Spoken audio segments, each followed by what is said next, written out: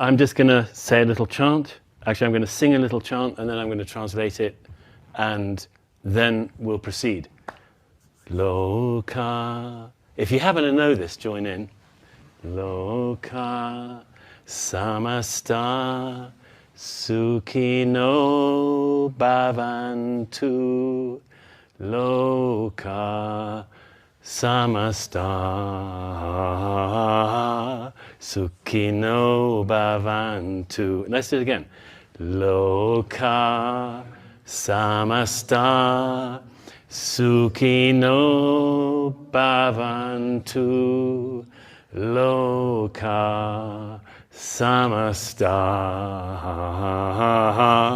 sukhino bhavantu. Thank you. It means, may all beings be well. May all beings be well. May all beings be well. May all beings be well.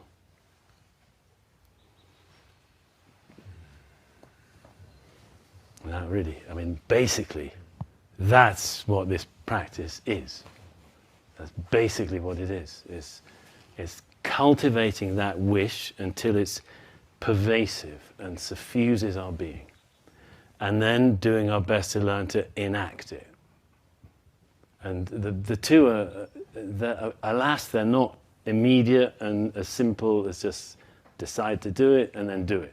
Alas, it's not that easy for us. There's all kinds of complex evolutionary wiring that makes that much harder than you think it might be.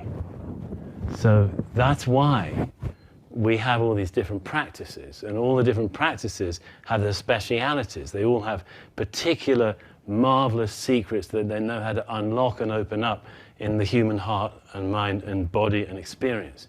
And Zen's particular, they also all have their particular favored methods.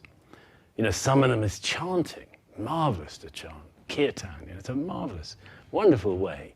Some of them, it's meticulous analysis, dissecting of our human experience through precise instructions, as in some Theravada practice, you know, where you really break things down more and more accurately. And a great peace opens up as you do that. Great energy and clarity opens up as you do that. Zen's way is basically trusting silence. The great agent of transformation in Zen is silence. It's just sitting and being still. And the only reason they have talks like this in Zen is just to give a little encouragement. So you'll enjoy the silence more, to help you surrender to silence and let silence teach you everything you ever need to know, which basically it can do. So don't think of this talk that I'm about to offer as anything in the slightest bit important. It's like a bit of music when you're driving, just to amuse you for a little bit, hopefully, you know, and get you to your journey's end quicker. You know, so it's not quite so laborious and boring getting there. But it might be very boring. I mean, I know that I've sat through many a talk that might have been a marvelous talk, but it felt incredibly boring, you know, because I just wasn't in an open enough frame of mind to really receive it or whatever. Added to which, and some of you brave souls will know exactly what I'm talking about, if you're sitting on a cushion on the floor, as I did for decades, you know, it can get really uncomfortable. So you're really uncomfortable. I mean, I hope you'll adjust if you happen to actually be uncomfortable here and now. Please adjust. You're gaining nothing by being uncomfortable, I promise you. After years of experimentation, I can faithfully say that. But basically, you know, if you're sitting uncomfortably, and often you're sleepy, because we spend our lives actually ragged with exhaustion without realizing it. You know, and then when you come and sit in here, in a body of people that are all being still and quiet, oh my gosh, it's one of the first things you'll discover if you don't do it regularly, is how exhausted you are. So you're exhausted, your knees are hurting, and there's some idiot droning on at you. And what could make you sleepier than somebody droning on? You know, I mean, I use audiobooks to go to sleep at night. You know? So put all that together, and you can see that actually these talks don't really matter. You know, if you have a nice little nap, it's been a success. Okay, so what we're going to do is the plan for the talk, which I'm going to try to stick to, is that it's called The World and Us. That's the title. And what are we going to do? I'm going to offer a koan. I said Zen's speciality is silence. It's more or less completely true. It has a few other little special things. One of them is koans. So I'm going to explain what a koan is, and I'm going to give you one. Then and it's going to make no sense at all, I hope.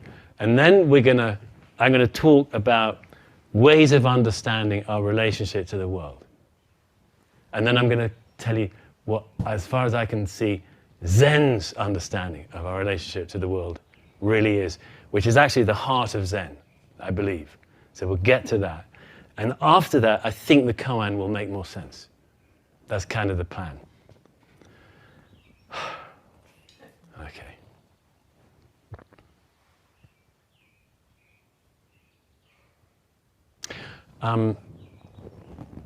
Grant, I don't know if you can hear me. I think you probably can, right? Yeah.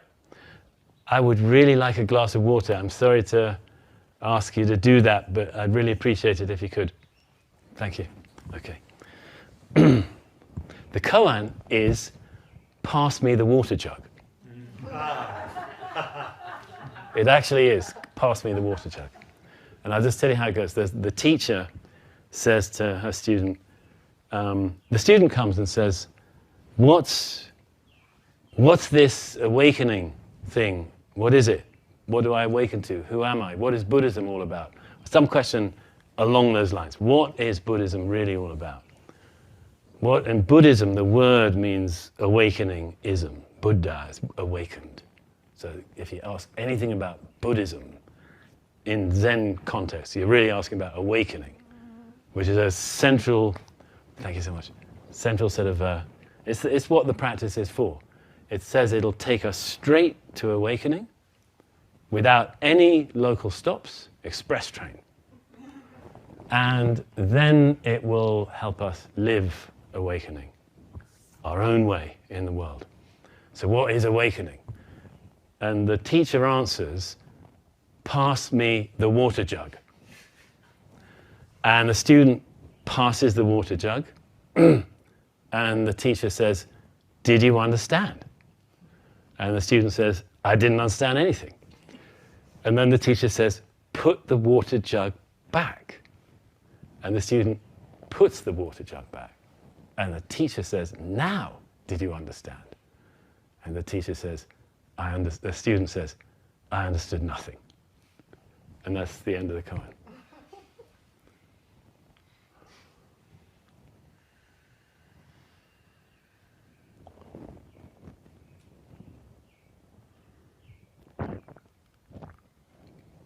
So first of all, what is a koan? Well, that's an example of the 500-odd koans that we study in Sambo Zen way. What is a koan? It's a little chip off the living rock of reality. A koan is if some great teacher went with a little geologist's hammer against the very living rock of reality. And it fell into their hand. And then they could give you that little rock. And you look at it, and what is this? It's special. You don't know why, but it's special. And if you look at it long enough, suddenly you find who you've been all along. You find the truth, the actual truth of your own life.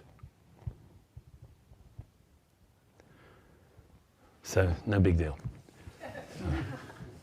Yeah. And it's all about us and the world, our relationship with the world.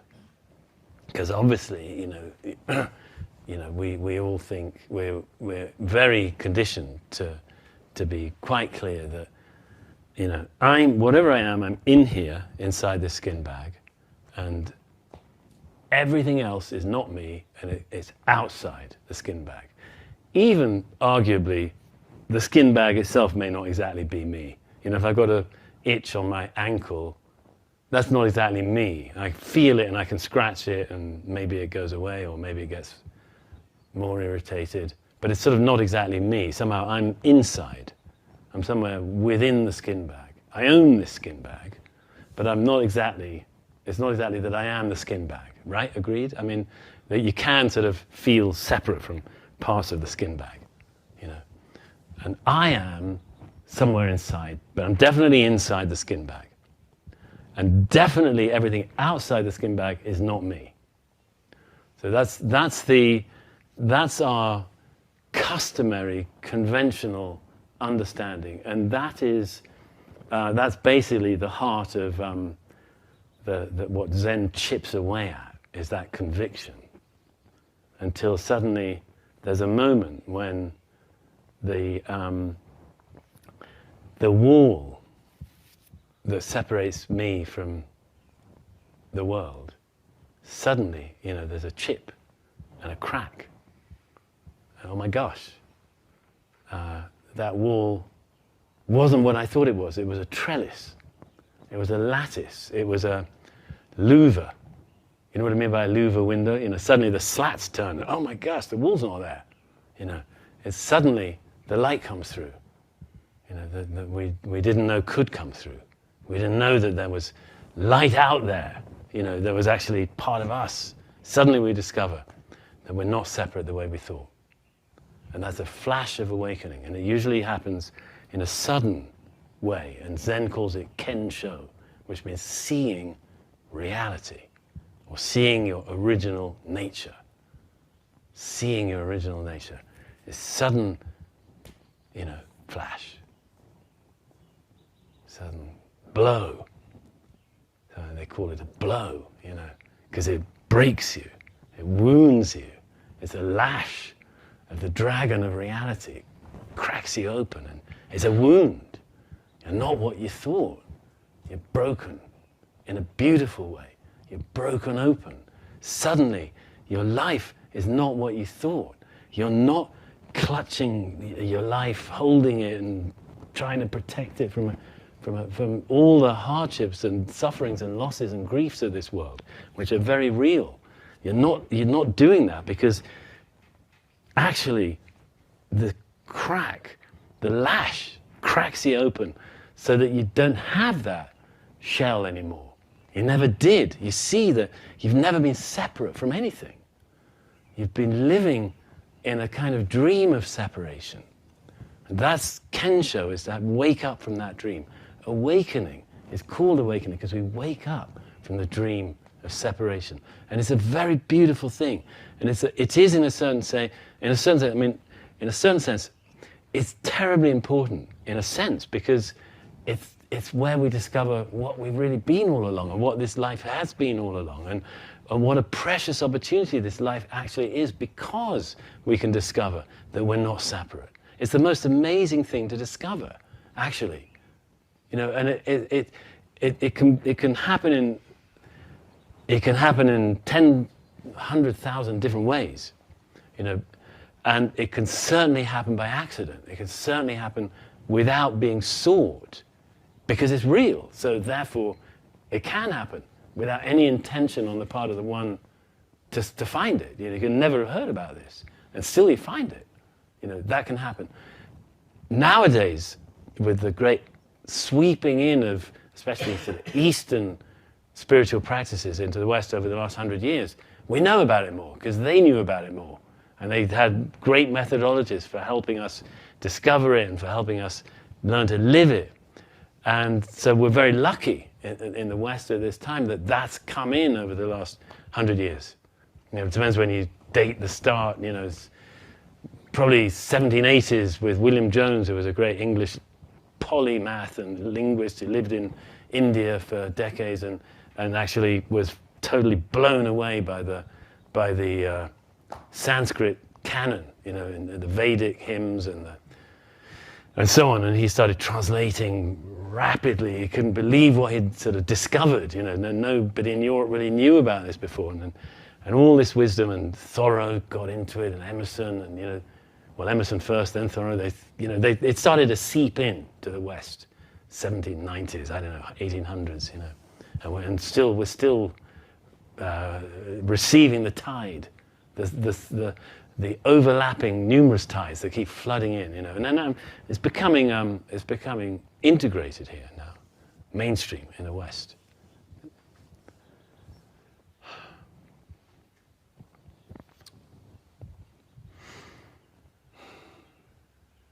So, okay, forget the koan, forget Zen. What is the world?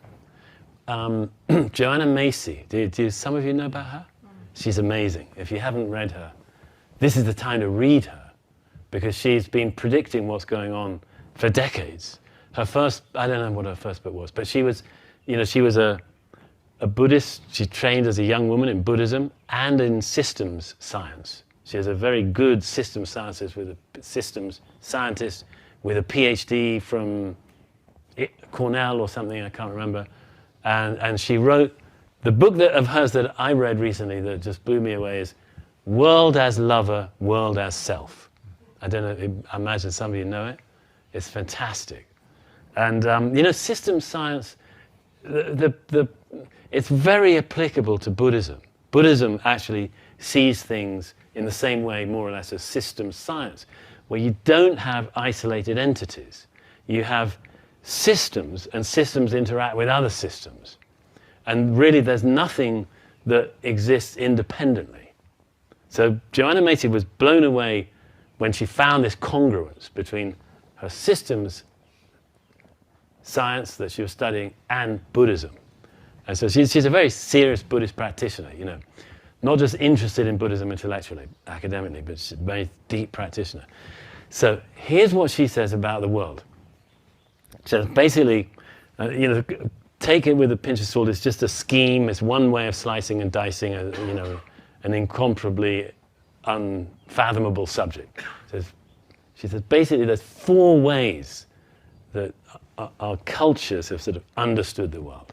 Number 1 is the world as a battleground. It's a battlefield where good and evil are fighting, for example. Or it's a battlefield where you yourself are struggling to get X or Y. It's a battlefield where different communities are warring and fighting. Different ways that it's a battlefield. That's what the world is. And on a bigger cosmic level, it's a battle between divinities or deities or good and bad, good and evil, battle. Number 2, the world is a trap. Especially if you've got a spiritual inclinations, you basically got to get out. You're not allowed to commit suicide, but you've got to get out. Because in the reincarnationist worldview, you come round again and again. And it's a veil of tears. It's a veil of tears, and the object of revisiting the world again and again and again through multiple reincarnations is to gradually creep your way up the ladder, getting more and more merit, so that at some point you don't have to be born again. That's basically they call it the tripartite reincarnationist worldview. Tripartite because it's got 3 aspects to it. One is that, what are they? One is that it's a kind of moral. It's got a sort of moral prerogative in it, and you can ascend, so to speak. Number 2, you come back to all the whole multiplicity of beings. There are some reincarnationist worldviews where it's only 3 or 4 things you might be next time.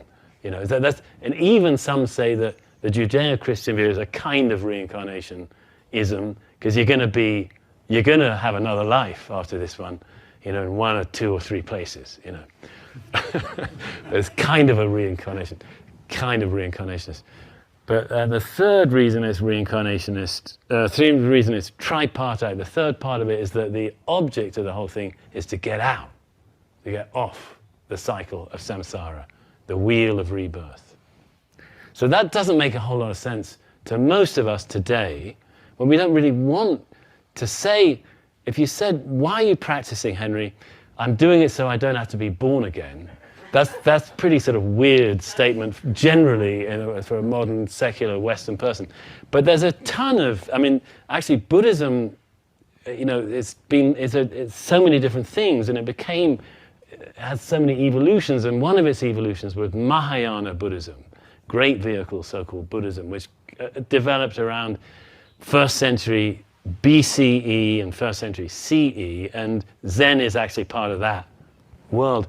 And they don't say so much about the reincarnationism. They say more like, the point is to see through this very experience of this world, which has beauty and terrible suffering in it, both. And the point is to see what it really is and what your real relationship to it is. So that's different from world as trap. Yeah? Okay? But you can see, this probably resonates somewhat with you, with what you know from different spiritual traditions. The idea that the world is a trap. And, we've got to kind of get out to the better place. Okay. Thirdly, world as lover. So this is now more like Pachamama, Mother Earth, the earth that loves us, that nourishes us, that gives us our life, of which we are made, of which every last little tiniest particle of experience we ever had is made. There's nothing that we experience that isn't made of Mother Earth. And, there are many traditions where you've got to love and feed Mother. Because look at all what she's giving us.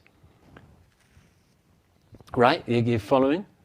In just little things. Anybody who's been to Peru or Bolivia or Ecuador or something, you'll know, if you're about to drink a cup of coffee, you splash a little bit on the ground for Pachamama, then you drink. You offer a little bit of food on the ground before you eat. And it goes on and on, and more complex and elaborate and lavish ways that you feed Mother Earth. And lots of traditions have different versions of this. You feed the ancestors, because they're part of what's supporting you. That you live in a reciprocal relationship with the infinite number of causes, conditions that are giving you your life. They're giving you, and you want to give back, because you're so grateful. You recognize that your life is an act of love, that you're receiving. Therefore, you feel in love with what's giving you your life, and you want to give back to it. And you want to recognize it and acknowledge it and thank it. So that's a third way of understanding the world.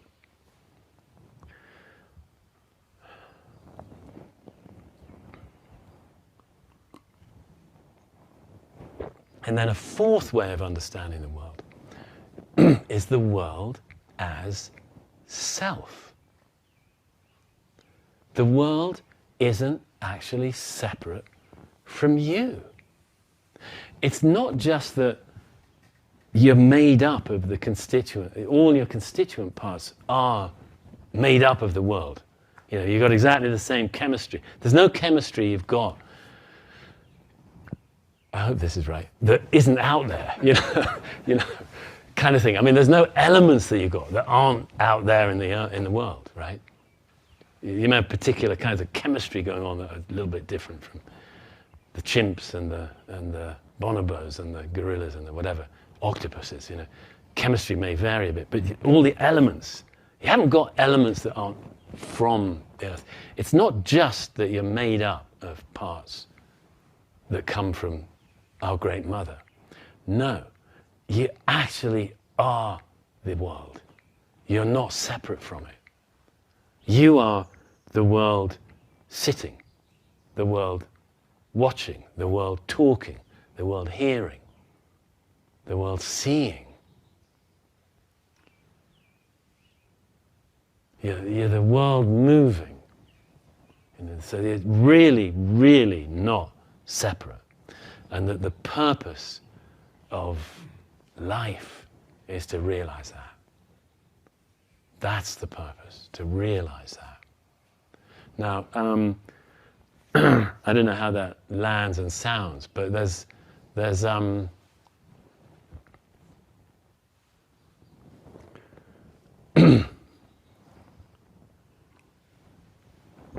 oh boy. I'm at 0.2 out of 7. Okay, so I'm not going to finish this talk tonight. I'll try to get to a satisfactory point though. I don't want to leave you hanging,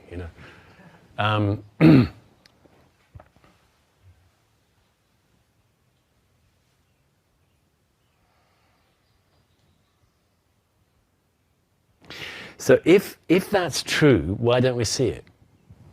If that's true, why don't we see it?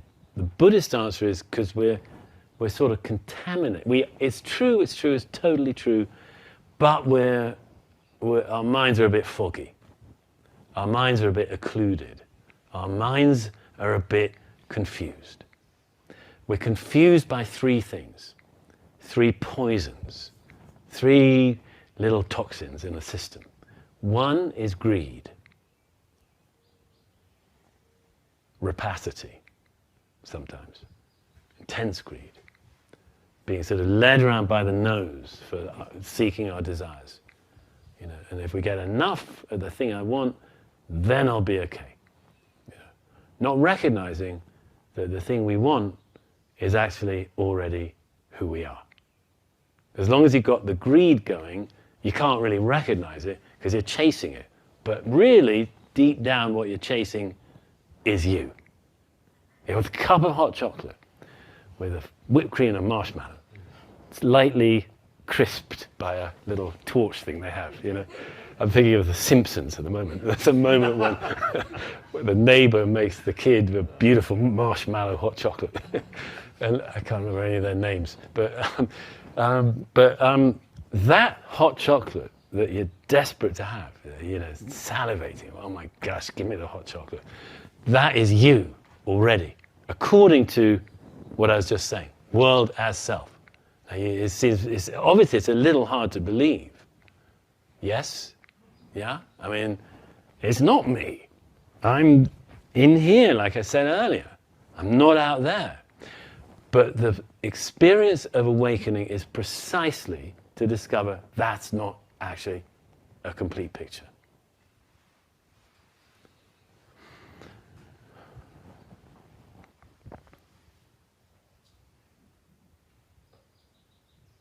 So, we don't see it because of greed, we don't see it because of hate. Second poison. Hate, rage, aggression, violence. We push away, and if it's bad enough, we attack. And, you know, you can see that we do this ourselves, individually, and we also do it systemically, as cultures. And I don't know whether, I imagine some of you were here when David Loy was here recently. You know, and he's got this great book. Well, he's got a number of great books, but one of them is Money, Sex, War, Karma. If you haven't read it, it's fantastic. It's a series of essays. Basically, I hope I'm remembering it right, looking at how the three poisons, I haven't yet got to the third, I'm about to, show up in not just personally, individually, but culturally, systemically. And by the way, so in terms of this one, hate, greed, militaries are an expression of the second poison. Advertising is an expression of the first poison. You know, let's whip it up that you really want stuff, you know. They used to have consumption engineers back about 100 years ago.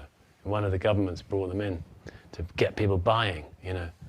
And to get them wanting to consume. You know, consumer-based, consumption-based culture that we have is a system of desire, you know, running on desire.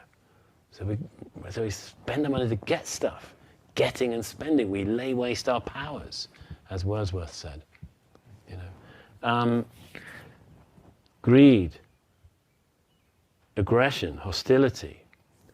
And then the third poison is actually just the confusion, not understanding that we're part of a whole system. We're not separate. Not understanding that. And the first two really fire up the third, and the third fires up the first two. They're a little, they're a system of their own, a self-perpetuating system of their own. And if we can break through it, interrupt it, we can see things very differently. Okay, now. Okay, I'm just going to say two kinds of awakening that can happen. There's probably 1,500, but I'm just going to talk about two that are commonly recognized in the Buddhist world. One is called paticca samuppada, which is translated, it sounds very technical, but I'm going to give you a flavor of it, so don't be too worried about the technical sounding nature of it. Codependent arising, dependent origination, dependent co-arising. Those are all translations of it. Paticca samuppada, okay. Contingent or dependent origination. It means basically nothing arises independently. Nothing comes into being independently. Everything depends on everything else. That's basically what it means. So you can think this through. Any of you have read Thich Nhat Hanh or encountered him back in the day will know he used to teach this a lot. He'd say, he'd hold up a piece of paper and say, look at this piece of paper. The sun is here, the rain is here, the forest is here, the trees are here, everybody who worked in the forest is here. The food that fed the people who work in the paper mill is here. You can't hold up one sheet of paper without holding up, 10 million things that made this piece of paper be here. And it's true for everything. Now, you can think about it, and that's great, but you can also have an experience of it, where suddenly, somehow, the barrier that you've lived with between you and everything else is gone, and you sense that you're part of this flow and flux of all these 10 trillion things arising. And you're just part of that flow and flux. You're just not separate from it. There's a name for this. There's one Buddhist group that really favored, I was telling you, they'd have their specialities. One of them, this was their speciality, the Hua Yen group. This is 3rd century China, and they had this phrase, Jiji Mu Ge. Jiji Mu Ge. Japanese. That's the Japanese version of the Chinese, which I can't remember right now. Jiji Mu Ge. This is what it means. Thing, no barrier. Jiji Mu Ge. Meaning, between one thing and another thing, there's no barrier. Another translation is self, thing, no barrier. Or thing, self, no barrier. Or self, no barrier. Nothing between things. It's not denying things arising, but there's nothing between them. Okay? That's dependent origination. So you see how dependent origination is not a very helpful word, because it doesn't give you a flavor of what it feels like. You've probably all felt this at some time or other, especially if you're practitioners or seekers of whatever kind. You probably had moments where suddenly, weirdly, the barrier was down. You don't know why, and you just felt this fluidity that all things had and you had too, and as if everything's flowing and you're part of that flow and flux and things are rising, and somehow it's a different way of experiencing this world. That's a taste of Jiji Muge. Another translation is thing, no gap. I like that even more. No gap anywhere. Things, yeah, but no gap. So when Henry picks up this cup, there's this being with the hands and there's the cup, but there's actually no gap between them. They're all the cup, the water, the hand, the body, the brain, the mind, the consciousness. It's all part of one kind of flowing swirl of reality. So it can do it. The cup can be lifted, the cup can lift itself, the hand can lift the cup, the drinking can happen, but it's still all part of one fluid, flowing reality. You get a sense of that?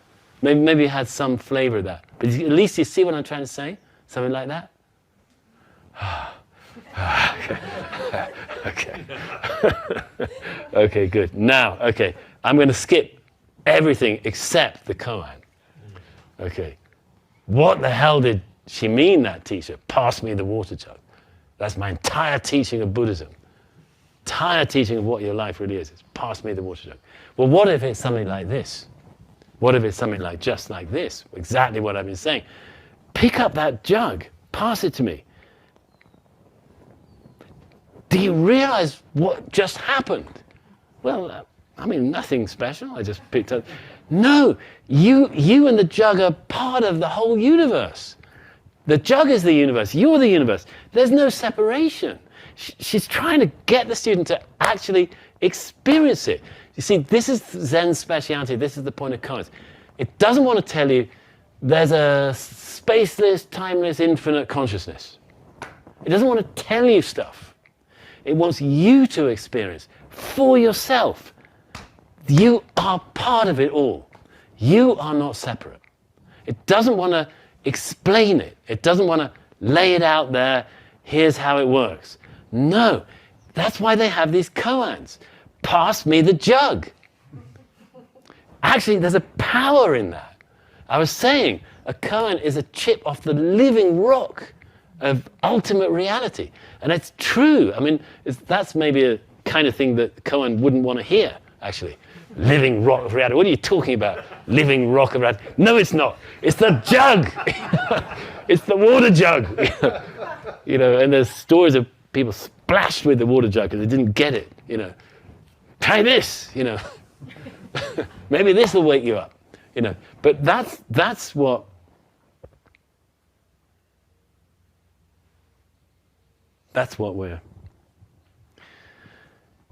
we're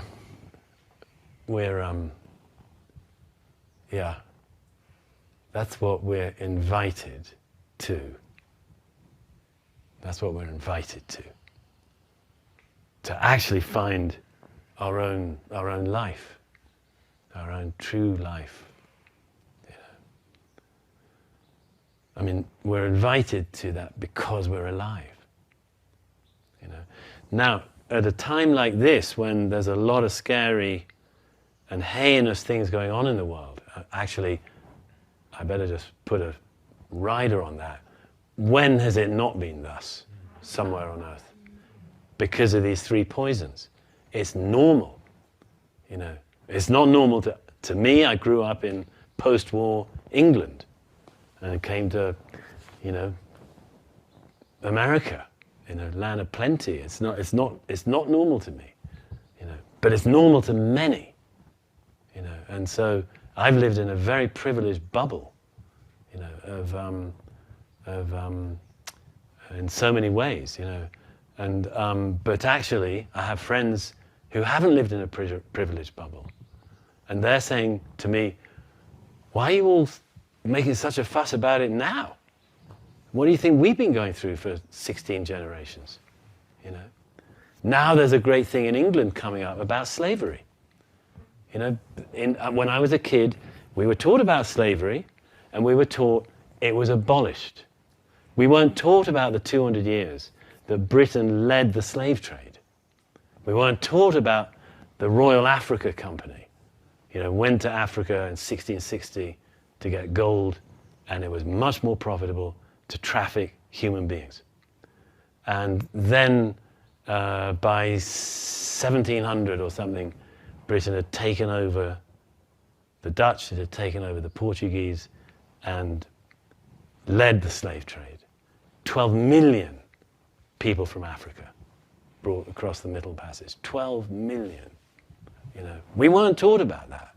We were taught, oh no, we abolished the slave trade, is what we were taught in England. So now there's been a movement. I don't know, it's got lots of causes, but coming up of people facing up to the fact that Britain was the leading slave trading nation for 200 years. And there's a lot of resistance to it. There's a lot of denial. You know, denial has a lot of energy in it. Denial is furious. Denial doesn't like the truth being revealed. Brexit's part of that. All that right-wing rage was, don't knock us. We had a great empire. We did good things. We built hospitals and schools and Christianity. We were good. You know, there's a lot of that. And actually, you know, there's historians who are writing and talking about the slave trade who have to have bodyguards now in Britain. you know, and look at it here. We've got the same right-wing backlash, just as we're getting clearer about some of the terrible oppression and cruelty, mind-blowing cruelty in this country. I mean, as everywhere. Why do we have it? Because we've got this wiring. It's in a certain sense not our fault.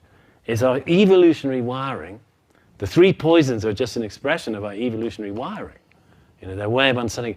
It's our fault for not being responsible and taking care of it.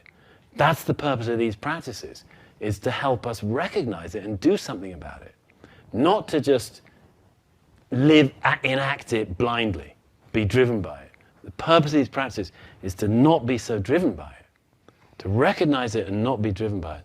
That's our responsibility, you know. And to the extent we don't do that and are willfully blind, that's irresponsible, you know. And the bodhisattva, which is the being that Zen and all Buddhist practice, one way or another, is trying to help come forth and cultivate and train and come forth, you know, is a being living out of compassion. You know, and it's very difficult to be living out of nothing but compassion. So it takes a lot of training for a human being to get there. I certainly don't claim that myself, but I believe it's possible, and I'm aiming for it, you know. I probably won't make it in this, well, however many years I got left, but I'm aiming for it, you know. And some people are closer to it. Some people close to me are closer, much closer to it. I know people who are much closer to it, Valerie. But I'm working on it, you know. And okay. Well, I want to just thank you for listening. I was going to share a poem, but I think you've had enough. You're so kind. What? In lieu of a chant. In lieu of a chant. Okay. Okay, here's a koan. I mean a koan, here's a poem. Okay. It's really in honor of all the rain, the marvelous rain we've been having. That made me grab it and bring it. Dark night, dark night. Who says our dark night can't be beautiful? Who says our dark night can't be beautiful? Tonight, there is only the rain. All day it hasn't stopped, falling over this house, over these streets. The rain has undone our city. The rain has undone our city. No one out, just a last cyclist in sodden plastic on the long road, and a lit bus, empty, disappearing in a glory of spray. I think of the monk who sat through night after night of rain until there was nothing else, just rain falling all through the world, and it was then he understood. We leave our door open to the night and the rain, which gushes and roars. By the window, our candle burns for a dear one who is in trouble, who might not make it. By the window, our candle burns for a dear one who is in trouble, who might not make it. And the rain whispers that it can't tell the living from the dead. It kisses them just the same. The rain whispers that it can't tell the living from the dead. It kisses them just the same. And what if no one ever lived or died, and there's only this rain falling through the dark and the world? The rain whispers that it can't tell the living from the dead. It kisses them just the same. And what if no one ever lived or died, and there's only this rain falling through the dark and the world?